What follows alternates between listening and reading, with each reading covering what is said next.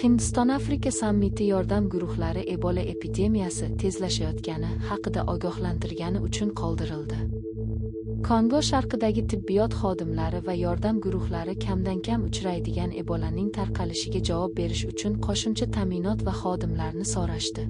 Chunki qurolli guruhlar qochirilish va insoniyat bilan kurashayotgan mintaqa xavfsizligiga tahdid qilishda davom etdi.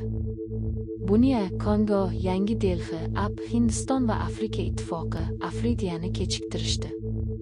Sammit Afrikaning ayrim qismlarida rivojlanayotgan sog'liqni saqlash holati tufayli kelasi hafta Nyu-Dehlida o'tkazilishi rejalashtirilgan.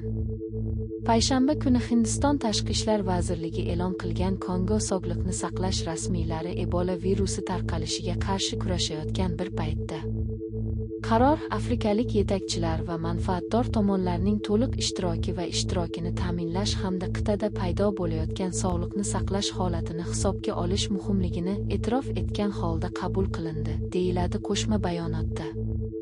Hindiston Afrika bilan birdamligini yana bir bor tasdiqladi va Afrika tomonidan sog'liqni saqlash holatini hal qilish bo'yicha sa'y-harakatlariga hissa qo'shishga tayyorligini aytdi. Bu yangilik. Appning oldingi hikoyasi quyida keltirilgan.